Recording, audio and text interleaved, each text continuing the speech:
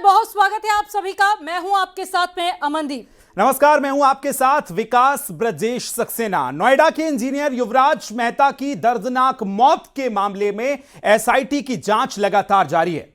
SIT की team ने कल मौकाए वारदात पर वहां पहुंची और आज अब थोड़ी देर में एसआईटी की टीम घटना का सीन रिक्रिएट करने वाली है। लेकिन इस सब के बीच न्यूज 18 को घटना के दिन की कई एक्सक्लूसिव जानकारी मिली है। अमन, जो आज हम खुलासा करने वाले हैं तो आप देखते रहिए। आज हम आपको बताने जा रहे हैं कि हादसे के दिन यानी कि 16 जनवरी की शाम से लेकर रात तक हादसा होने तक युवराज के साथ में आखिर क्या क्या हुआ था, युवराज किन किन लोगों से मिला था, यह भी आपको बताएंगे। और साथ ही आपको यह भी बताएंगे कि युवराज के साथ कौन कौन लोग थे, युवराज ने क्या क्या किया, क्योंकि अब से थोड़ी देर बाद एसआईटी घटना के दिन का सीन रिक्रिएट करने वाली है। इसमें युवराज के एक एक मूवमेंट को दोहराया जाएगा। ठीक उसी तरह हम भी उससे पहले मूवमेंट की जानकारी आज आपके साथ साझा करने वाले हैं। यानी कि सीन रिक्रिएट हो उससे पहले ही न्यूज 18 यूपी आपको सबसे पहले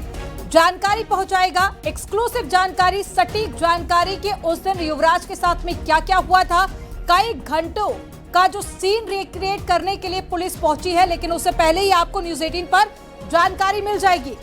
एक एक हादसे की तस्वीर भी आपको दिखाएंगे और आपको बताएंगे कि युवराज के साथ में उस दिन क्या क्या हुआ था, कितने बजे यह हादसा हुआ था और उस वक्त मौके पर क्या हुआ था। क्योंकि चश्मदीदों की तरफ से कई आरोप प्रशासन पर लगाए गए, वहीं युवराज के पिता की तरफ से भी जो स्टेटमेंट दिया गया उसको लेकर भी लोगों में गुस्सा है। लेकिन अब आगे क्या होगा, सीन रिक्रिएट में आखिर क्या बड़े खुलासे होने वाले हैं, वो न्यूज 18 पर आप पहले ही जान जाएंगे। क्योंकि न्यूज 18 के पास उस दिन के तमाम वो एक्सक्लूसिव वीडियोस मौजूद हैं जो युवराज की हर एक लोकेशंस को हम दिखाने वाले हैं कि वो कहां था, कैसे ये पूरा हादसा हुआ। और न्यूज 18 के पास में वो तमाम दस्तावेज और वीडियोस हैं जो युवराज के एक एक मूवमेंट को बता रहे हैं। न्यूज 18 उन 5 घंटों की एक एक मूवमेंट की जानकारी आपको बताने जा रहा है, वो खुलासा करने जा रहा है। सबसे पहला खुलासा आपको बताते हैं, 16 जनवरी का दिन शुक्रवार का दिन था। जब युवराज वहां पर पहुंचे थे अपनी कंपनी से, डैन हेम्प्टी कंपनी में काम करता था युवराज, जिसका दफ्तर गुड़गांव में था। और शुक्रवार होने की वजह से दफ्तर ने पार्टी प्लान की थी और गुड़गांव सेक्टर 43 में जो पार्टी हुई थी वो भी आपको बताते हैं। मैनहट्टन वॉल और रेस्टोरेंट में अमनदीप, दरअसल ये पूरी पार्टी को आयोजित किया गया था और दफ्तर का कामकाज निपटा कर युवराज ठीक शाम को 6:58 पर इस बार में पहुंचा था। ये वो तस्वीरें आप एक्सक्लूसिव देख रहे हैं अपनी टेलीविजन स्क्रीन पर। कहां देखिए, जो लाल गोला आपको नजर आ रहा होगा, युवराज मेहता वहां आपको बैठा नजर आ रहा है। दफ्तर में कुल 49 लोग इस शामिल होने वाले थे। इस बार में बैठने का इंतजाम कुछ इस तरीके से किया गया था कि टेबल नंबर 17 और 18 और 19 को एक साथ मिलाकर व्यवस्था बनाई गई थी। अमन, न्यूज 18 के पास में बार में चल रही उस पार्टी के सीसीटीवी वीडियो भी है और वीडियो में आप देख सकते हैं कि सफेद शर्ट वाले शख्स के बगल में बैठा लड़का युवराज मेहता है। जानकारी के मुताबिक युवराज 7 बजने में 2 मिनट पहले ही वहां पर पहुंचा था, लेकिन पार्टी 7:15 बजे करीब शुरू हुई थी। और बिल्कुल ये जो तस्वीरें आप देख रहे हैं, जो समय हम बता रहे हैं उस समय की एक्सक्लूसिव तस्वीरें आप देख रहे हैं। शर्ट का कलर हम बता रहे हैं। युवराज मेहता आपको इस तस्वीरों में नजर आ रहा होगा, लिफ्ट में जाते वक्त, लिफ्ट से निकलते समय, और इसी के कुछ देर बाद वो हादसे का शिकार होने वाला था, उसको नहीं पता था। ये भी आपको बताते हैं कि तकरीबन पार्टी 7:15 बजे के करीब शुरू हुई। जैसा हर पार्टी में होता है, ठीक उसी तरह पार्टी में खाना पीना चल रहा था, सब कुछ सामान्य था। रात 9:44 तक पार्टी चली और उसके बाद युवराज वहां से निकल गया और युवराज अपनी ग्रैंड विटारा से वहां पर पहुंचा था।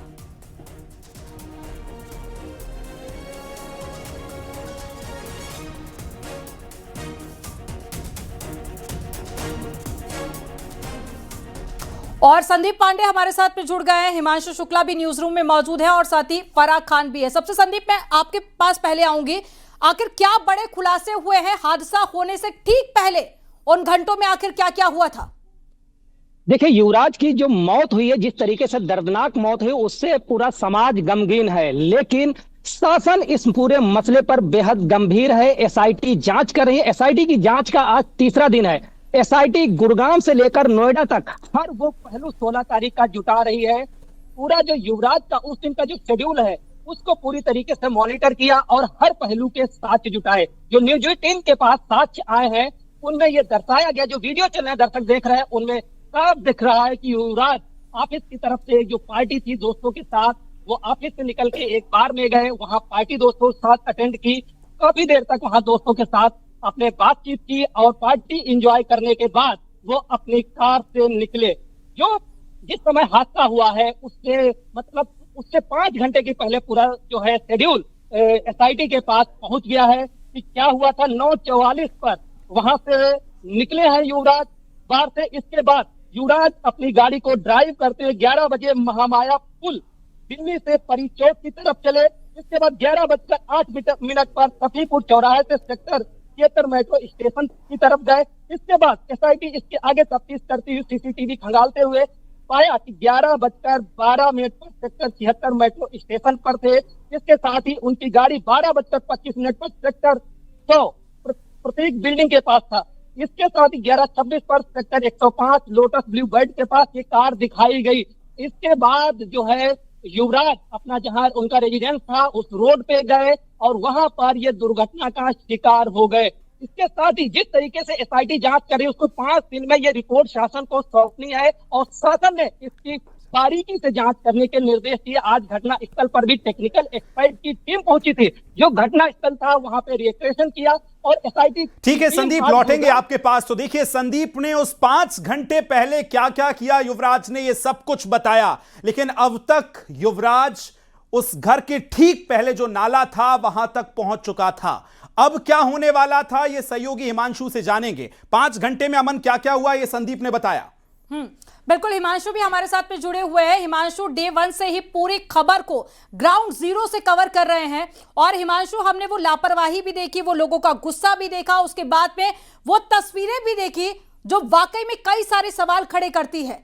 अब जब हादसा हुआ था उसके बाद में आखिर क्या हुआ?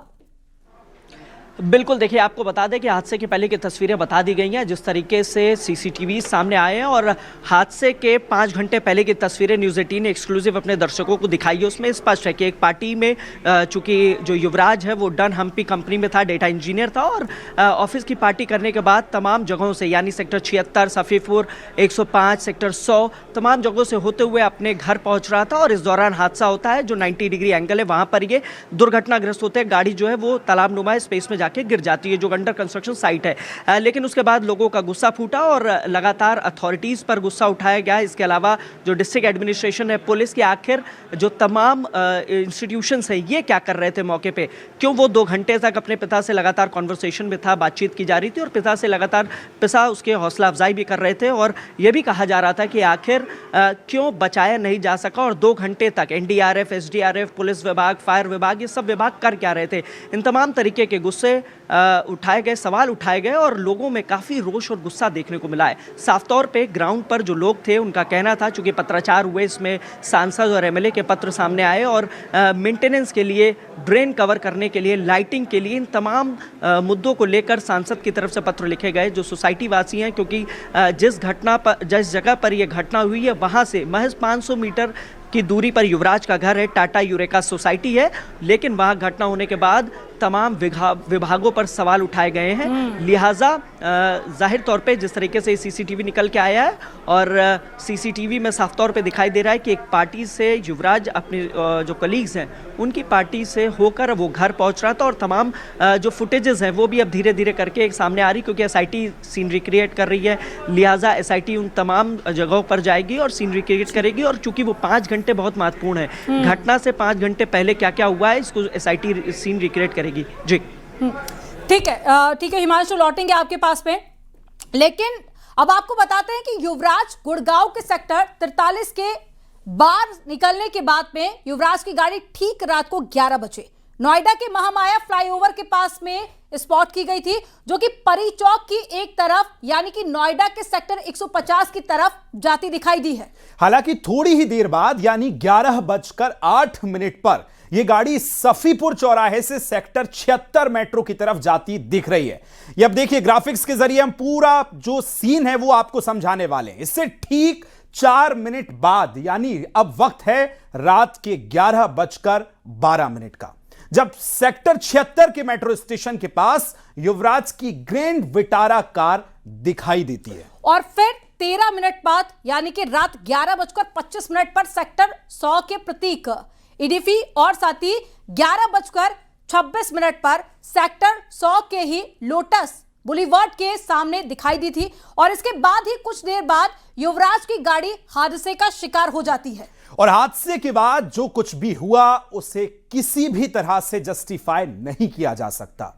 युवराज करीब 2 घंटे तक उसको बचाने की गुहार लगाता रहा, लेकिन उसे बचाया नहीं जा सका। सिस्टम की लापरवाही से सबकी आंखों के सामने युवराज मौत के आगोश में चला गया। और चलिए अब आपको ये ग्राफिक्स के जरिए, मैप के जरिए समझाते हैं कि कैसे गाड़ी आगे बढ़ती है, कहां कहां पर स्पॉट की गई और उसके बाद में कैसे और कहां पर यह हादसा हुआ था, ये विकास बताएंगे। बिल्कुल, देखिए आप समय अभी देखेंगे तो 9:44 का समय हो रहा है और गुड़गांव के सेक्टर 44 यानी यहां से इसकी गाड़ी, युवराज की गाड़ी चलना शुरू होती है। अब इस रास्ते से जहां जहां ये देखिए आप लाइन बढ़ रही है यानी रात 11 बजे नोएडा के महामाया फ्लाईओवर तक युवराज पहुंच चुका है। अमन, हाँ बिल्कुल, और देखिए यहां पर गाड़ी स्पॉट की गई थी, ये महामाया फ्लाईओवर है। फिर यहां से गाड़ी देखिए आगे बढ़ती है और 11:08 पर सफीपुर चौराहे पर यानी ये सेक्टर 76 है नोएडा का, जहां पर ये गाड़ी को स्पॉट किया गया। चलिए और आगे बढ़ते हैं। जैसे जैसे अब गाड़ी आगे बढ़ेगी, देखिए अब समय हो गया है 11:12 का यानी सेक्टर 76 मेट्रो स्टेशन के पास युवराज पहुंच चुका है। यही सीन अब से कुछ देर बाद एसआईटी रिक्रिएट करने वाली है, जो एक्सक्लूसिव हम आपको दिखा रहे हैं। अमन, हाँ, और बिल्कुल देखिए 11:25 सेक्टर 100 का प्रतीक इडिफी के पास में ये गाड़ी पहुंच चुकी है। ये लोकेशन, इसके सीसीटीवी फुटेज भी सामने आए हैं, लेकिन हम आपको मैप के जरिए बताते हैं कि कैसे गाड़ी आगे बढ़ रही है। और ये सेक्टर 100 का ही लोटस बुलीवर्ड्स के पास में 11:26 पर गाड़ी को स्पॉट किया गया। और अब बिल्कुल समय नजदीक आ रहा था और ये देखिए जहां हम ये लोकेशन का एरो आपको दिखा रहे हैं, ठीक ये वही जगह थी जहां युवराज पहुंचता है और किस तरह से उसके बाद उसकी गाड़ी जो है वो हादसे का शिकार होती है। मैप के जरिए हम आपको दिखा रहे हैं एक एक तस्वीर, यानी 9:44 से लेकर पिछले 4 से 5 घंटे में कहां कहां युवराज की गाड़ी गई, कैसे कैसे महामाया फ्लाईओवर से वो निकलकर 150 पहुंचता है, ये हम दिखा रहे हैं। और बिल्कुल वो आपने आखिरी में 90 डिग्री का मोड़ भी देखा इस मैप में, जिस पर लगातार सवाल उठ रहे हैं कि इतना खतरनाक मोड़ आखिर क्यों, और क्योंकि ये भी हादसे का एक बड़ा कारण बताया जा रहा है। और फरा हमारे साथ में जुड़ी हुई है। फरा, शुक्रवार को यह हादसा हुआ, कल मंगलवार का दिन था। मंगलवार को शाम को गाड़ी बाहर निकाली गई, लेकिन उसके पहले भी जो तस्वीरें सामने आई, कभी रबर टूट गई, कभी रस्सी टूट गई। आखिर इतना वक्त क्यों लगा, आखिर क्या वजह इसके पीछे की मानी जा रही है? देखिए बिल्कुल अमन, जिस तरीके से गाड़ी निकालने में जो वक्त लगा, अगर हम यही सवाल तब पूछें कि एक जान बचाने में भी इसी तरीके का जो है वो वक्त लगा, क्योंकि अगर देखा जाए तो वहाँ पर सारी टीम जो है वो मौजूद थी।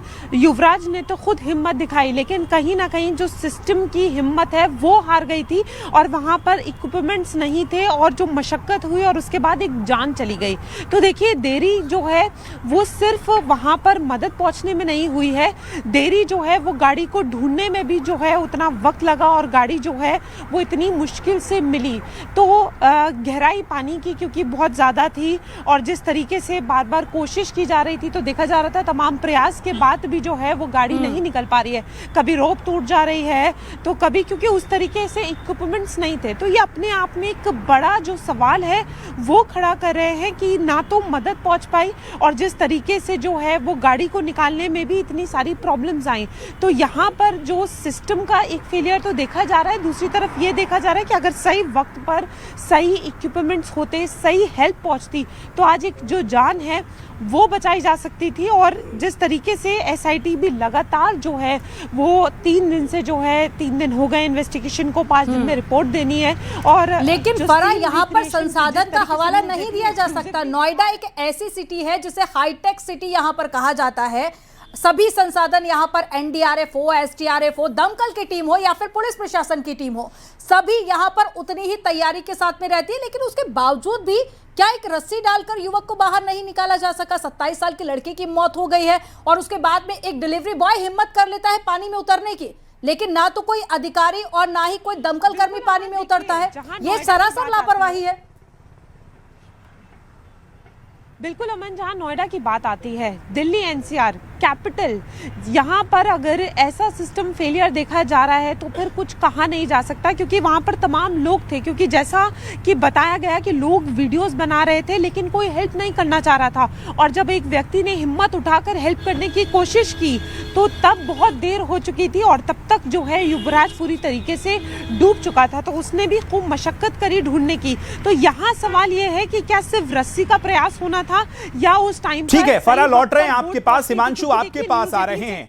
आज संदीप की हमने टॉप एंगल वाली रिपोर्ट देखी, 90 डिग्री का हमने वो मोड़ देखा और आपकी रिपोर्ट्स भी हम देख रहे हैं। आज वहां जितने बैरिकेड्स नजर आते हैं हिमांशु, यही बैरिकेड्स उस रात में अगर वहां होते तो हादसा ही नहीं होता, जबकि वहां एक दिन पहले ट्रक पलट चुका है, हादसों को आमंत्रित किया गया है। हिमांशु, बिल्कुल देखिए विकास, ये पूरा फेलियर है। जिस तरीके से अगर बात करें 31 दिसंबर की रात में, उस दिन भी कोहरा बहुत पड़ा था, लिहाजा ये ट्रक जो है उसी ड्रेन में जाके फंसता है और उसके बाद गनीमत ये रहती कि आदमी नहीं मरता है। फिलहाल ये कहना जो अतिशयोक्ति नहीं होगी कि एक आदमी के मरने का इंतजार किया जा रहा था, उसी के बाद इस तरीके से बैरिकेडिंग लगाई गई है। अब जो आप तस्वीर देख रहे हैं, जो हम देख रहे हैं, लेकिन 31 दिसंबर की रात भी यही हादसा हुआ। उसके बाद तमाम पत्र भेजे गए और जो रेजिडेंट्स हैं वो भी अपील करते रहे और अथॉरिटी के अफसरों के जो रेजिडेंट्स हैं वो भी चक्कर काटते रहे। और उसके बाद 16 जनवरी की रात जो ये हादसा हुआ, युवराज की एक दर्दनाक मौत हो जाती है। उसके बाद अगले दिन प्रशासन जागता है, जब मीडिया इसको टेकअप करता है, जब उनकी लापरवाही बताई जाती है, किस तरीके से वो ड्रेन पूरी खुली हुई है।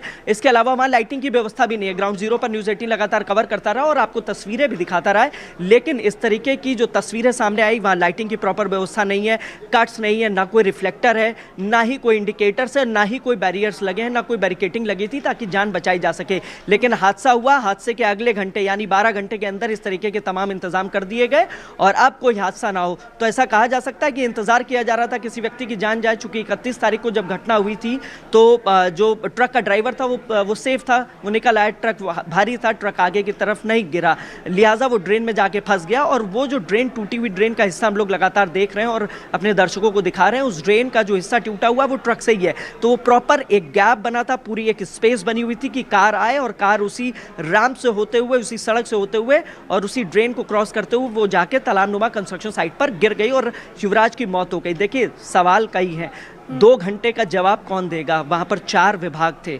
12 बजे से 2 बजे तक कड़ी मशक्कत की गई। पुलिस के अधिकारियों का कहना है सबसे पहले पिता ने डायल 112 किया, जो 20 से 25 मिनट में आगे रिस्पांस किया। उसके बाद फायर विभाग को कॉल किया गया, कोहरा बहुत था और हास्यास्पद तो ये है कि एनडीआरएफ और एसडीआरएफ का कोई भी कैंप नोएडा में नहीं है। नोएडा शो विंडो कहा जाता है, हाईटेक सिटी कही जाती है, तमाम इंतजाम है, लेकिन उसके बावजूद, क्योंकि हम लोग एक्सपो मार्ट्स भी देखते हैं, एक्सपो मार्ट में तमाम प्रदर्शनी की जाती है, लेकिन उसके बाद भी सरकारी मशीनरी के पास हाईटेक मशीन्स नहीं है। और ये कहना अतिशयोक्ति भी नहीं होगा, यहाँ पर इस तरीके की मशीन नहीं, अगर होती तो शायद संभवतः बचा लिया जाता। ये भी कहा गया कि 100 मीटर की व्यवस्था है, 100 मीटर की रोप थी। जब गाड़ी निकाली गई तो वो करीब 30 से 40 मीटर के आसपास से निकाली गई है और जो गड्ढा था वो भी ऐसे ही था, 30 फीट से 40 फीट के आसपास। लेकिन क्या 40 मीटर की रोप भी नहीं थी कि उसको फेंका जा सके और युवराज को खींचकर बाहर निकाला जा सके? ये तमाम बड़े सवाल है। वहाँ एक विभाग नहीं था, पुलिस विभाग था, फायर विभाग था, एनडीआरएफ थी, एसडीआरएफ थी, लेकिन युवराज डूब चुका था और इसका सवाल देना पड़ेगा एसआईटी को। हालांकि जिस तरीके की अब तस्वीरें आई हैं, एसआईटी सीन रिक्रिएट कर रही है और न्यूज़ 18 ने उससे पहले सीन रिक्रिएट करके पूरी तरीके से बताया कि युवराज ने कहाँ पार्टी की थी और किन किन लोगों के साथ था और किस रूट से वो होते हुए 105 पहुंचा। एक बात और सामने आई है कि पानी कई दिनों से यहाँ पर भरा हुआ था, इसको लेकर भी शिकायत की गई थी कि पानी को निकाला जाए वरना कोई हादसा हो सकता है, लेकिन इस तरफ किसी ने ध्यान नहीं दिया गया। अब मुख्यमंत्री योगी आदित्यनाथ जितना इस पूरे मामले को लेकर गंभीर दिखाई दे रहे हैं, एसआईटी की जांच होगी, रिपोर्ट सौंपी जाएगी, ये कहना बिल्कुल गलत नहीं होगा कि कुछ और भी अधिकारी और कर्मचारी हैं जो कार्रवाई की जद में आ सकते हैं, जिन पर बड़ा एक्शन हो सकता है। बिल्कुल, देखिए, एक व्यक्ति की जिम्मेदारी नहीं की जा सकती है। जो शुरुआती कार्रवाई की गई नोएडा अथॉरिटी के सीओ जो अब तत्कालीन हो गए, उन पर भी गाज गिरी है और होल सोल जिम्मेदार वही थे। उन्होंने जो कार्रवाई की महज एक जेई पर, खाना पूर्ति के लिए संविदा कर्मी था जेई, उसको बर्खास्त कर दिया और बाकी जो एसएम है, सीनियर मैनेजर है नोएडा ट्रैफिक सेल के, उनको कारण बताओ नोटिस जारी किया था। जाहिर तौर पर ये जो कार्रवाई थी ये खाना पूर्ति थी और उसके बाद सीओ पर कार्रवाई हुई, लोकेश कैंप पद से हटाए गए। लेकिन इसके अलावा अगर बात करें तो जीएम सिविल का पद है, इसके अलावा जीएम जो आपके ड्रेन के हैं यानी सीवर के और जल के हैं, इसके अलावा ट्रैफिक सेल के जीएम है। ये तमाम बड़े बड़े पद हैं, बड़े बड़े अधिकारी हैं जो कुर्सियों पर बैठे रहते हैं और फाइलें आती हैं, चक्कर लगाते रहते हैं लोग, लेकिन काम नहीं होता। जहां ज़रूरत होती वहां तो बिल्कुल भी काम नहीं होता। नोएडा में ये खासियत है। फिलहाल आपको बता दें कि इस ड्रेन को लेकर कई पत्र लिखे गए, ना सिर्फ रेजिडेंट्स की तरफ से लिखे गए थे बल्कि सांसद और जो यहाँ के लोकल विधायक हैं, एमएलए हैं तेजपाल नागर, उनकी तरफ से भी पत्र लिखे गए, 2 महीने पहले लिखे गए। एक तथ्य और सामने आया, आज एक पत्र वायरल हुआ है अर्थम बिल्डर की तरफ से। अर्थम बिल्डर के जो डायरेक्टर हैं उनको गिरफ्तार किया गया है, अभय कुमार को पहली गिरफ्तारी की गई इस केस में। उनकी तरफ से एक पत्र आज सामने आया है अर्थम बिल्डर की तरफ से, जिनको ये जो प्लॉट है, चूंकि ये प्लॉट 13 लाख स्क्वायर मीटर का है और इसके कई डिविजन्स हुए थे। ये लोटस को दिया गया था, उसके बाद इसके 24 विभाजन हुए थे, यानी 24 हिस्से हुए थे और जिस हिस्से पर यह घटना हुई, जहां गाड़ी मिली है, ये अर्थम के पास था। लिहाजा अर्थम बिल्डर की तरफ से बयान आया और एक पत्र भी जारी हुआ है। उस पत्र में स्पष्ट है, और ये पत्र जो है 14 मार्च का है, यानी 14/3/2022 का है, 3 साल 4 साल पहले का ये। निश्चित तौर पर ये कई बड़े सवाल हैं जो इस हादसे के बाद इस दर्द से जो उपजे हैं, हर नोएडा वासी ये जानना चाहता है। संदीप, सवाल ये कि जिस महामाया फ्लाईओवर से युवराज की गाड़ी आगे बढ़ी, क्या हर दिन वो वैसे ही जाते थे? कोहरा ज्यादा था, और सवाल ये भी कि वो अधिकारी क्या उतने ही लापरवाह थे जो हादसा ट्रक के साथ हुआ था? क्या उनको यही लग रहा था कि ऐसा ही कुछ होगा और फिर वैसी की वैसी तस्वीर बदल नहीं जाएगी और नजर वैसी आएगी? क्या यही सोच रहे थे वो तमाम अधिकारी? देखिए, एसआईटी की जो जांच 3 दिन से चल रही है, वो हर एक पहलू की जांच कर रही है। उस दिन युवराज उसी रूट से आया था और जो उसका ऑफिस का शेड्यूल है, टाइमिंग का, जिस तरीके से निकला, एक पार्टी उसने ज्वाइन की और कहां कहां उसकी कार मूवमेंट भी, हर एक पहलू को बतौर साक्ष्य एसआईटी ने संग्रह किया है। न्यूज 18 खुद अपने दर्शकों को पॉइंट टू पॉइंट उन स्पॉट्स की डिटेल दिखा रहा है जहां से युवराज की गाड़ी निकली और युवराज कैसे हादसे का शिकार हुआ, यह भी अभी तक दर्शकों को बताया गया।